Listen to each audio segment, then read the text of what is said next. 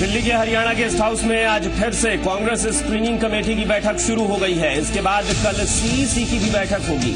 CEC की बैठक के बाद उम्मीदवारों के नाम का ऐलान कर दिया जाएगा।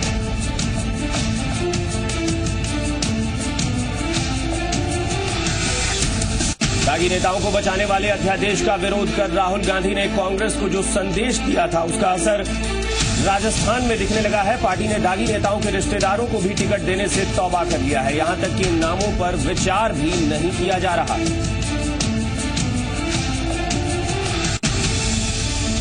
राजस्थान विधानसभा चुनाव में बीजेपी के उम्मीदवारों को लेकर दिल्ली में कल बीजेपी प्रदेश कार्य समिति की भी बैठक हुई। सिंधिया हाउस में हुई बैठक में राजस्थान प्रदेश बीजेपी अध्यक्ष वसुंधरा राजे, वी सतीश, सौदान सिंह और कप्तान सिंह सोलंकी मौजूद रहे।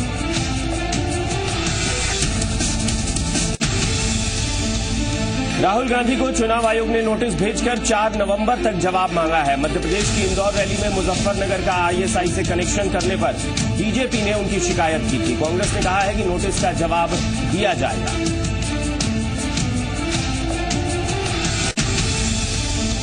आसाराम पर यौन उत्पीड़न का आरोप लगाने वाली छात्रा के प्रिंसिपल को जान से मारने की धमकी मिली है। चिट्ठी के साथ एक जिंदा कारतूस भी मिला है। इधर आसाराम के हरिपुर कला में आश्रम के अवैध निर्माण को लेकर हरिद्वार विकास प्राधिकरण ने 1 करोड़ 70 लाख रुपए का जुर्माना लगाया।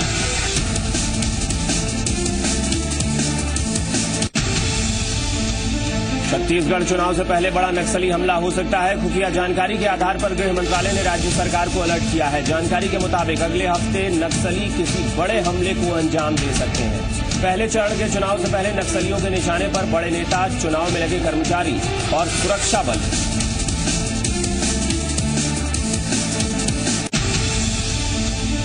दिवाली से पहले पेट्रोल के दाम घट गए हैं। पेट्रोल 1 रुपए 15 पैसे प्रति लीटर सस्ता हुआ है। वहीं डीजल 50 पैसे प्रति लीटर महंगा हो गया है। जयपुर में पेट्रोल के दाम 1 रुपए 45 पैसे प्रति लीटर कम हो गए हैं, जबकि डीजल 59 पैसे महंगा हो गया है।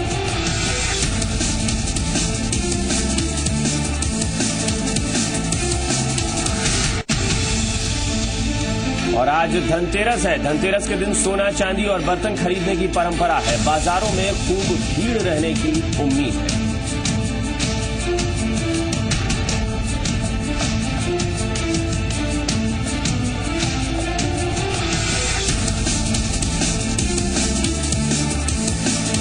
नमस्कार, जी मरुधरा में आपका स्वागत है। आपके साथ मैं हूं अभिषेक कात्यायन। शुरुआत करते हैं। इस वक्त की एक बड़ी खबर आ रही है राजसमंद से, जहां कुंभलगढ़ में एक इनोवा गाड़ी जो है वो डिवाइडर से टकराकर पलट गई है। बताया जा रहा है कि इस हादसे में 2 लोगों की मौके पर ही मौत हो गई है, जबकि 8 लोग गंभीर रूप से घायल हुए हैं। तो बड़ी खबर राजसमंद से है, जहां कुंभलगढ़ में सड़क हादसा हुआ है। इस हादसे में इनोवा जो कार है वो डिवाइडर से टकराकर पलट गई है। इस हादसे में 2 लोगों की मौत हो गई है। मौके पर ही 2 लोगों ने दम तोड़ दिया है, जबकि 8 लोग गंभीर रूप से घायल बताए जा रहे हैं, जिन्हें इस वक्त अस्पताल में भर्ती कराया गया है। उनका इलाज चल रहा है। इनमें 4 की हालत गंभीर बताई जा रही है। 8 लोग जो घायल हैं उनमें 4 की हालत गंभीर है। बताया जा रहा है कि इनोवा का नियंत्रण जो है वो ड्राइवर ने खो दिया और इस दौरान वो डिवाइडर से टकराकर पलट गई है।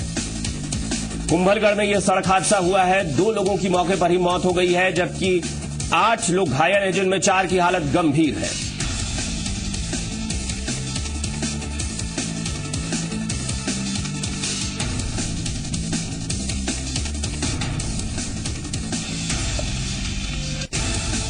और इस वक्त राजसमंद से जी मीडिया संवाददाता दिलीप वैष्णव हमारे साथ जुड़ गए हैं। दिलीप, क्या घायलों की स्थिति है फिलहाल, जो घायल अस्पताल में इस वक्त भर्ती हैं?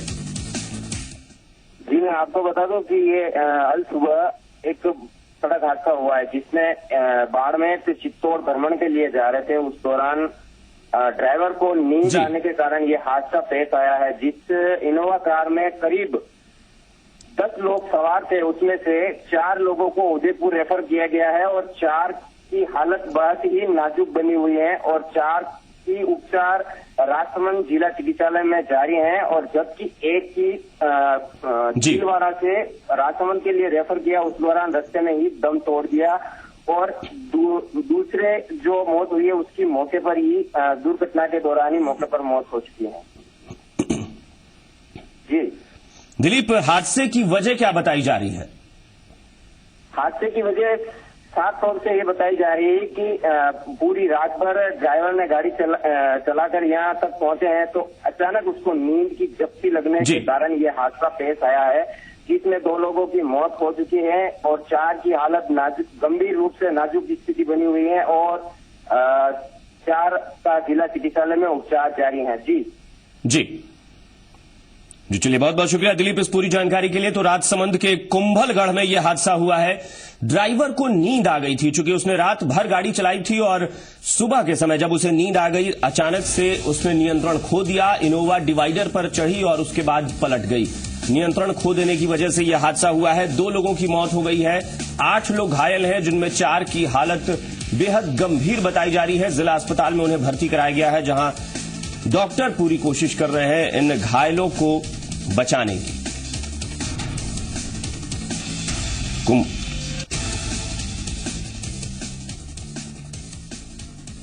दागी नेताओं को बचाने वाले अध्यादेश का विरोध कर राहुल गांधी ने कांग्रेस को जो संदेश दिया है, उसका सीधा असर राजस्थान में दिख रहा है। आलम यह है कि राहुल गांधी के निर्देशों के बाद पार्टी ने दागी नेताओं के रिश्तेदारों को भी टिकट देने से तौबा कर लिया है।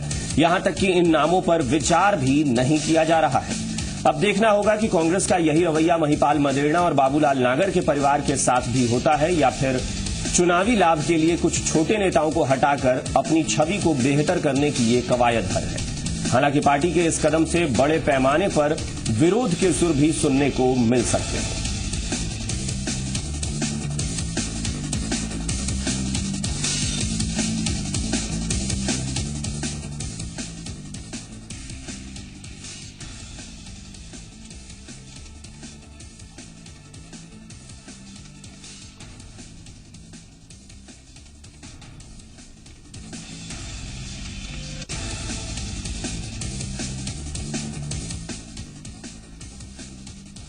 और कांग्रेस स्क्रीनिंग कमेटी की बैठक एक बार फिर से दिल्ली के हरियाणा गेस्ट हाउस में शुरू हो गई है। उम्मीदवारों के नाम पर आखिरी मुहर लगनी है। ये बैठक कल भी हुई थी, उसके बाद फिर आज ये बैठक चल रही है और इसके बाद कल सीईसी की बैठक होगी, जिसके बाद उम्मीदवारों की सूची जारी हो सकती है। इस वक्त दिल्ली के हरियाणा हाउस में ये बैठक चल रही है। हरियाणा गेस्ट हाउस में स्क्रीनिंग कमेटी की यह बैठक शुरू भी हो चुकी है। इसके बाद कल सीईसी की बैठक होगी, यानी 2 नवंबर को सीईसी की बैठक होगी, जिसके बाद उम्मीदवारों के नाम का ऐलान कर दिया जाएगा। मुख्यमंत्री अशोक गहलोत और पीसीसी अध्यक्ष चंद्रभान भी इस बैठक में मौजूद हैं। कल भी स्क्रीनिंग कमेटी की बैठक हुई थी, जिसके बाद मुख्यमंत्री अशोक गहलोत ने बताया था कि बैठक में सभी नामों पर चर्चा की गई थी और दोबारा अब स्क्रीनिंग कमेटी की बैठक एक बार फिर शुरू हो गई है। इसके बाद कल सीईसी की 2 नवंबर को बैठक होगी, जिसके बाद उम्मीदवारों की जो सूची है, उम्मीदवारों के जो नाम है, वो सार्वजनिक कर दिए जाएंगे।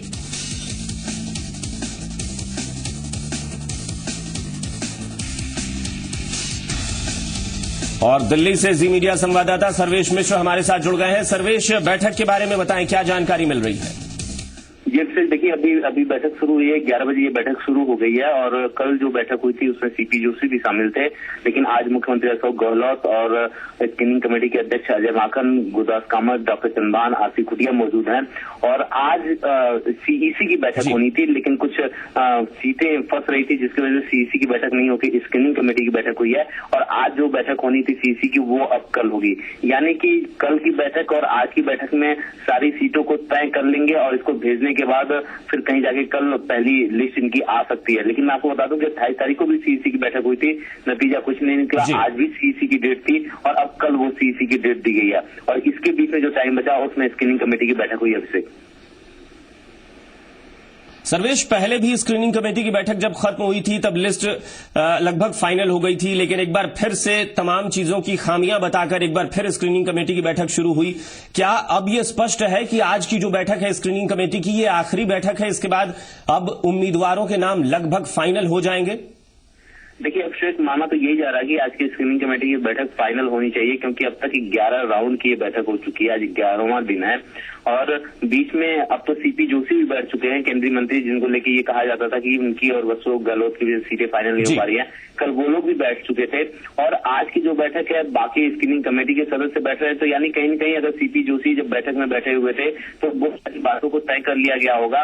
और आज की बैठक है, और आज ये भी माना जा रहा है कि आज की जो बैठक है वो औपचारिकता मात्र की होगी। कुछ देर बैठने के बाद वो लोग निकल जाएंगे और कल के लिए सीईसी के लिए लिस्ट चली जाएगी। उम्मीद सभी लोगों को यही है कि जो है कि आज लिस्ट भेज दी जाएगी सीईसी के लिए और आज की स्क्रीनिंग कमेटी की मीटिंग जो है वो फाइनल मीटिंग होगी अब तक। सर्वेश, एक बात और बताई गई थी कि जो पहली सूची जारी होगी कांग्रेस की तरफ से वो सिर्फ 100 उम्मीदवारों की सूची होगी, लेकिन अब इतने राउंड की बैठक के बाद क्या लगता है कि अब पूरे 200 उम्मीदवारों का ऐलान होगा या वही पहले वाली बात है कि 100 ही सूची जारी होगी उम्मीदवारों की? देखिए, सिर्फ पूरे 200 उम्मीदवार तो ये नहीं घोषणा करने वाले हैं। ये पहले दिवाली से पहले अगर कल सीईसी बैठती है तो, क्योंकि उसमें भी संभावित ही है कि कल सीईसी बैठेगी। अगर सीईसी बैठेगी तो ये पहले एक राउंड में 70 के नाम के आसपास या 70 से 100 के बीच में घोषित करेंगे। उसके बाद जो बचे हुए नाम है उसके बाद वो करेंगे। पहले ये कभी भी पूरे नाम एक साथ नहीं घोषित करने वाले हैं। इनके हमारी बातचीत हुई थी, अशोक गहलोत से भी ये बातचीत हुई थी। उन्होंने भी यही कहा था कि नहीं, पहले कुछ लोगों के नाम आएंगे, उसके बाद बचे हुए बाकी नाम आएंगे। बहुत बहुत शुक्रिया सर्वेश इस पूरी जानकारी के लिए। तो उम्मीदवारों की सूची लगभग फाइनल हो गई है। सर्वेश कह रहे हैं कि यह सिर्फ औपचारिकता है आज की जो बैठक है, क्योंकि सीपी जोशी के साथ जो असहमति दिख रही थी मुख्यमंत्री अशोक गहलोत की, वो कल ही बैठक हुई थी, उसमें सीपी जोशी शामिल हुए थे और माना जा रहा है कि ये असहमति अब खत्म हो चुकी है, अब आम सहमति बन चुकी है। इसलिए आज की बैठक जो है वो सीधे तौर पर औपचारिक मुहर लगा देगी। उसके बाद सीईसी की बैठक कल होगी और उसके बाद उम्मीदवारों के नाम का ऐलान हो जाएगा।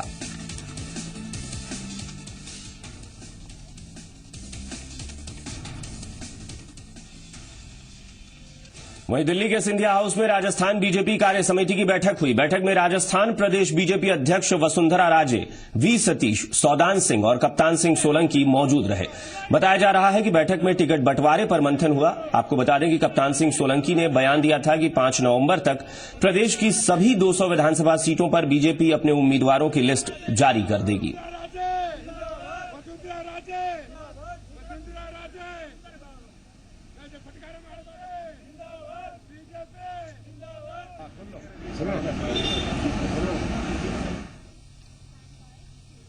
वहीं राजस्थान के चुनावी रण में बीजेपी कांग्रेस के अलावा तीसरा योद्धा उतरने की ठान चुका है, जो कि हार जीत के समीकरण तय करने में अहम भूमिका निभाएगा। जी हां, हम बात कर रहे हैं राजस्थान जनतांत्रिक मोर्चे यानी कि थर्ड फ्रंट की, जो 5 पार्टियों के कॉम्बिनेशन के साथ चुनाव में उतरेगा। इसके लिए बैठकों का दौर भी शुरू हो गया है।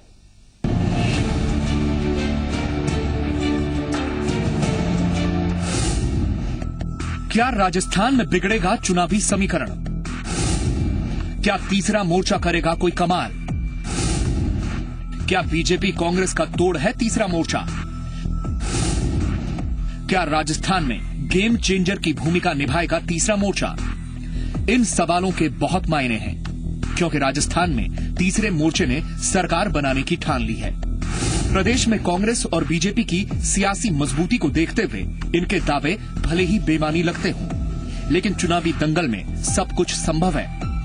प्रदेश में जन लोकतांत्रिक मोर्चा यानी CPI, CPM, Samajwadi party, JDU और जेडीएस ने तीसरे मोर्चे के बैनर तले विधानसभा चुनाव के लिए प्रदेश में 125 से 130 सीटों पर उम्मीदवारों को उतारने की ठान ली है। ऐसे में सत्ता पर काबिज होने का दम भरने वाली बीजेपी का चुनावी गणित बिगड़ सकता है। हमारा प्रयास है नीतियों पर राजनीति हो, मुद्दों पर राजनीति हो, और उसमें कांग्रेस और भारतीय जनता पार्टी नीतिगत मामले में एक जैसी पार्टी है। दोनों की नीतियां एक जैसी, काम एक जैसा, आचरण एक जैसा, उनमें कोई अंतर नहीं है। वो कारपोरेट घरानों की ए और बी टीम है। उनको परास्त करना हमारा लक्ष्य है। हम सब मिलकर के भी और हमसे इतर और कोई ताकत के साथ में बातचीत से, तालमेल से उनको परास्त किया जा सकता है और जनता को इनके कुराज से, इनके भ्रष्ट कारनामों से निजात दिलाई जा सकती है। तो उसका हम प्रयास करेंगे। उसके लिए हम 5 दलों के अलावा मोर्चे के बाहर भी किसी से भी बातचीत संभव है वो की जाएगी। हमारी सबकी जो दावादारी है वो करीब 125-30 सीटों की है सबकी आपस में। हम उसमें इसीलिए चर्चा कर रहे हैं कि सीटों को बेहतर नतीजे लाने की दृष्टि से सीटों का तालमेल, मोर्चे का आपसी तालमेल बना रहे, सीटों के परिणाम लाने लायक हो, लड़ने के लिए ही सीट न लड़ी जाए।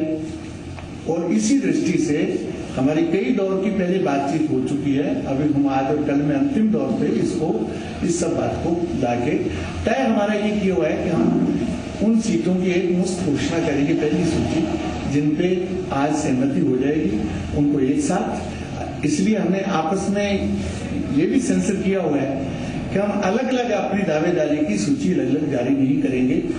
थर्ड फ्रंट में शामिल होने वाले इन सभी दलों का मानना है कि कांग्रेस और बीजेपी दोनों कॉरपोरेट घरानों की पार्टियां हैं, जिन्होंने जनता के लिए कुछ नहीं किया। ऐसे में अब प्रदेश की जनता बदलाव चाहती है। देखिए, इस समय हम केवल हमारे लोकतांत्रिक मोर्चे की बात कर रहे हैं, और जहां तक बसपा का सवाल आता है, वो अपने आप को राष्ट्रीय पार्टी के रूप में राष्ट्रीय नेतृत्व में अगर जैसे जो मोर्चा बना है उसके साथ आना आए तो वो सवाल जो है राष्ट्रीय नेतृत्व और राष्ट्रीय के साथ है।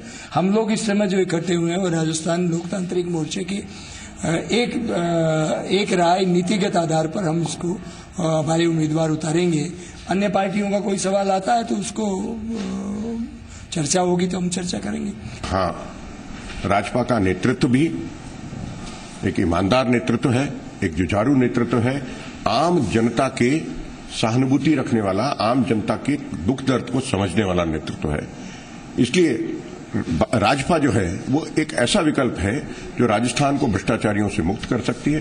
राष्ट्रीय शिवसेना के जिला अध्यक्ष थे श्री गोविंद मुंद्रा, ये राजपा में अपने पूरे सदस्यों के साथ में ये शामिल हुए हैं। और इसी तरह से जो जनता दल यू के जिला अध्यक्ष भिलवाड़ा के थे, वो भी अपने सभी साथियों के साथ में हमारे दल में शामिल हो गए। कुल मिलाकर साफ है कि आने वाले दिनों में कांग्रेस और बीजेपी को एक दूसरे के साथ साथ इस तीसरी ताकत से भी मुकाबला करना है। और प्रदेश में पहले भी निर्दलियों और अन्य राजनीतिक दलों ने चुनावी समीकरण बिगाड़ने में अहम भूमिका निभाई है। सिर्फ राजस्थान में ही तीसरे ऑप्शन का शोर नहीं है। बुधवार को दिल्ली में भी गैर कांग्रेसी और गैर बीजेपी नेता एक मंच पर नजर आए थे। राजस्थान की चुनावी चौकस पर यूं तो हमेशा से ही कांग्रेस और भाजपा की बिसात भारी पड़ी है, लेकिन तीसरे मोर्चे की एकजुटता ने इस बार ये साफ कर दिया है कि सत्ता पर बैठने की चाहत रखने वाली पार्टियों का सफर थोड़ा सा मुश्किल है। कैमरा पर्सन विकास के साथ मनीष भट्टाचार्य, जी मीडिया, जयपुर। यानी बीजेपी और कांग्रेस इस गफलत में ना रहे कि इस बार की जो लड़ाई होगी, जो चुनावी घमासान होगा, वो दो ध्रुवीय होगा, बल्कि ये मुकाबला त्रिकोणीय हो सकता है। और कई ऐसे निर्दलीय उम्मीदवार या दूसरे दलों के उम्मीदवार हैं जो बीजेपी और कांग्रेस का गणित बिगाड़ सकते हैं। यहां रुकेंगे एक छोटे से ब्रेक के लिए, फौरन लौटते हैं।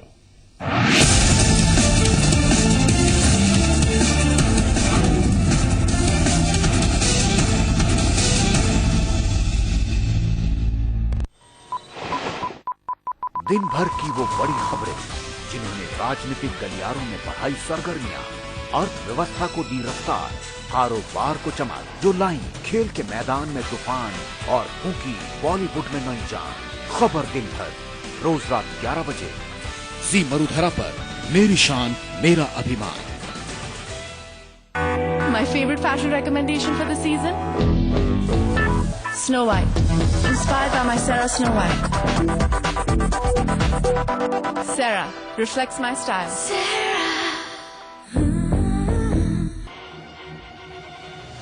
प्रदेश की हर खबर, चप्पे चप्पे पर नजर, खबरें लगातार, तेज रफ्तार, बिना रुके बिना थके। मरुधर एक्सप्रेस, रोज सुबह 8 बजे, जी मरुधरा पर मेरी शान मेरा अभिमान।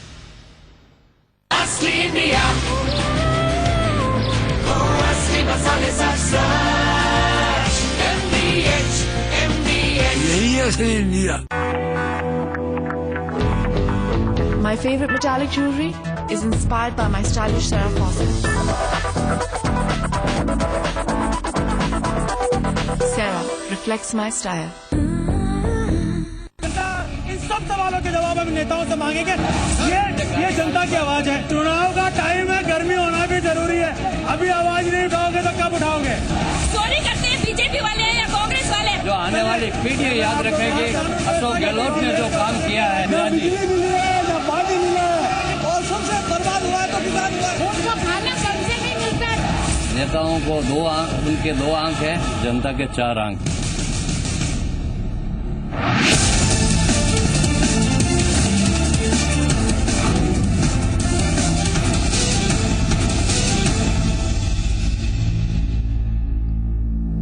ब्रेक के बाद एक बार फिर आपका स्वागत है और रुख करते हैं अगली खबर का।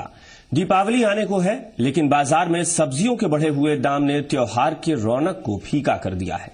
महिलाओं का कहना है कि सब्जियां इतनी महंगी हैं कि उनके लिए बच्चों के पटाखे और मिठाइयां खरीदना भी मुश्किल हो रहा है। उधर सब्जी मंडी के आढ़ती नवीन कुमार ने बताया कि लाल प्याज मंडी में आ गई है, लेकिन अधिकतर प्याज को दिल्ली भेजने की वजह से इसके दाम में कमी नहीं आ पा रही है। एक आम आदमी के लिए तो बहुत ही ज्यादा असर पड़ेगा। हर कोई आदमी तो खरीद भी नहीं सकता है। बहुत ज्यादा महंगी हो रही है सब्जियां, तो मिठाई और वो उससे ज्यादा महंगी सब्जियां हैं।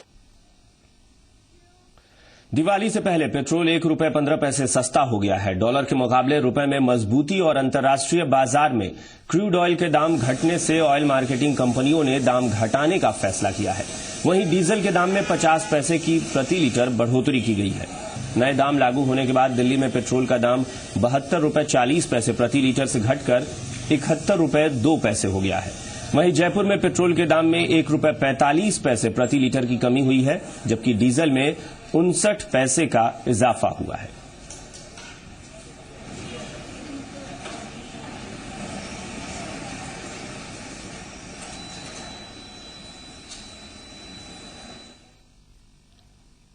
सरकार ने दिवाली के मौके पर पेट्रोल के दाम में कमी कर देश वालों को एक तोहफा देने की कोशिश की है, लेकिन आम जनता इससे खुश नहीं है, क्योंकि सरकार ने भले ही पेट्रोल के दाम कम किए, लेकिन उसने डीजल के दाम में 50 पैसे की बढ़ोतरी कर दी है। आम जनता का कहना है कि सरकार के इस कदम से महंगाई बेकाबू हो सकती है। आप ₹1.5 घटा रहे हो, उधर ₹5 बढ़ा रहे हो। 50 पैसे बढ़ाए नहीं, वो तो आप ही बढ़ा रहे हैं। हर बार यही हो रहा है ना। 5 साल के अंदर कितना डीजल और पेट्रोल में बढ़ोतरी हुई है। हाँ, ऐसे महंगाई है ज्यादा, और कम करते तो अच्छा रहता। ₹2 बढ़ते हैं, 50 पैसे करते हैं, कोई वही नहीं है। थोड़ा बहुत फर्क तो पड़ेगा आम आदमी की जेब पे।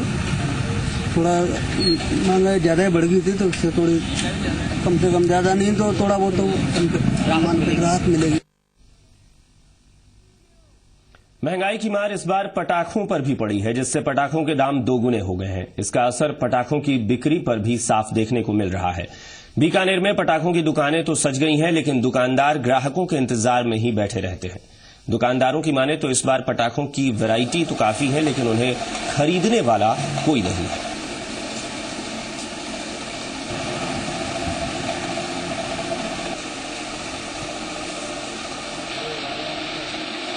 देखा जाए तो इस बार महंगाई बहुत ज्यादा है। अब मिडिल क्लास का आदमी आता है, 7 बच्चों के पटाखे दीजिए, उनको 4 आइटम नहीं दिया, ₹1000 का बिल बन रहा है, तो वो खरीदने से कतरा रहा है। तो देखा जाए तो लगता नहीं है इतनी ज्यादा सेल रहेगी।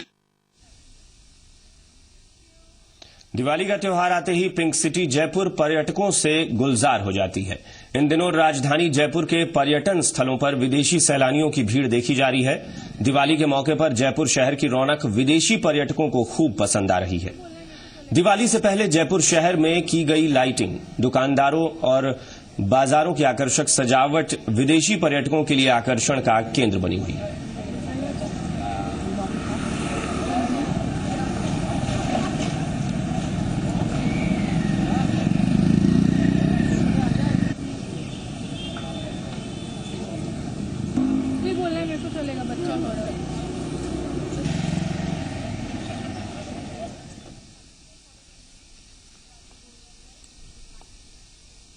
त्योहारों का सीजन हो और गहनों का जिक्र ना हो, ऐसा नहीं हो सकता। दिवाली के मौके पर जहां बाजारों में रौनक बढ़ जाती है, वहीं ज्वेलरी शॉप में भी ग्राहकों की तादाद बढ़ती है। तो चलिए आपको दिखाते हैं कि इस बार दिवाली में क्या खास है।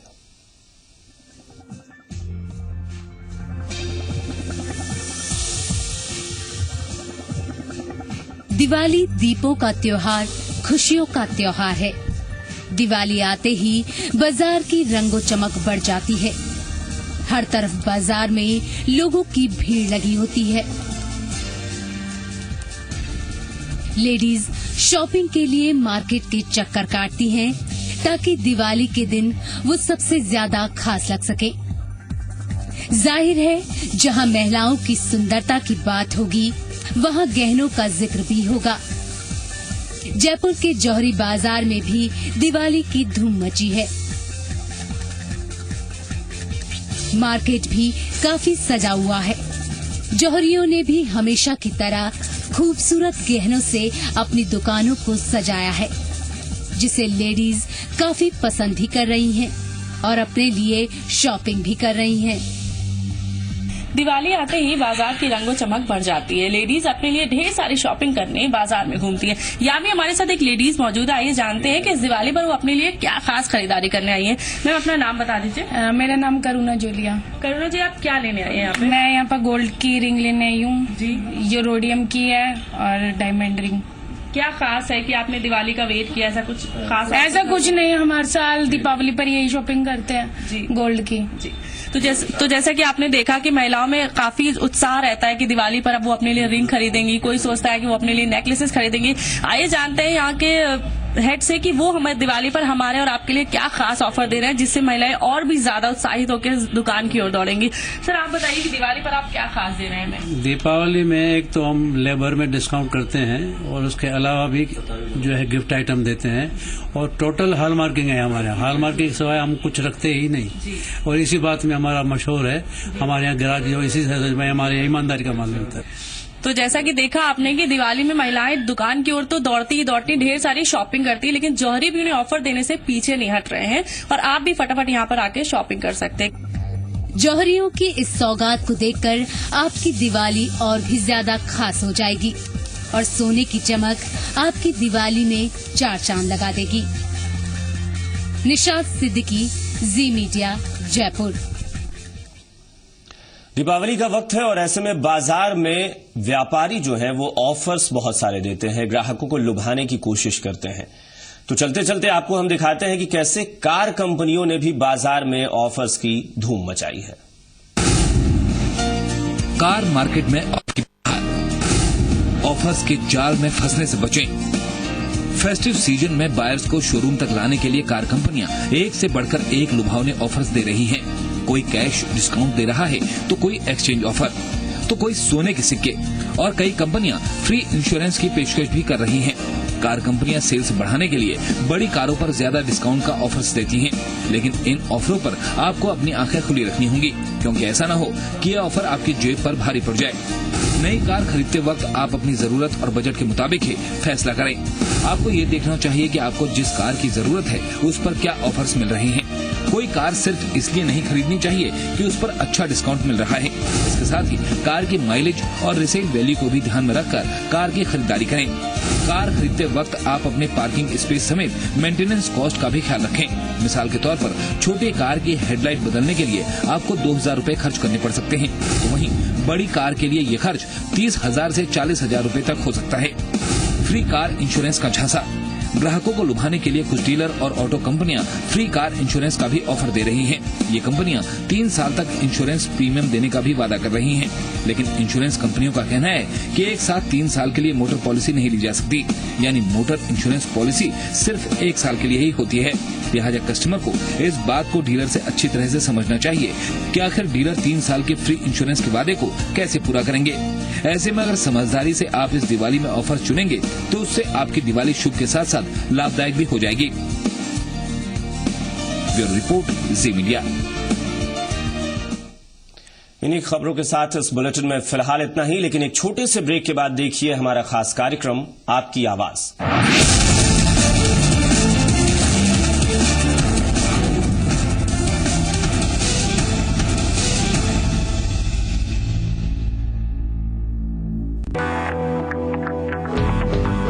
My favorite metallic jewelry is inspired by my stylish Sarah faucet.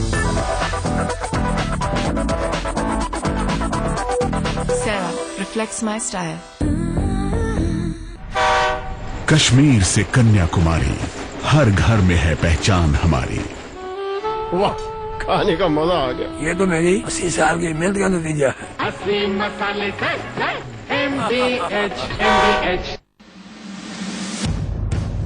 Marudhara की रणभूमि से सियासत के इस महासमर में राजनीति के योद्धाओं से उन्हीं के घर में दो दो हाथ। देखिए मेरे साथ राजस्थान का रण सिर्फ जी मरुधरा।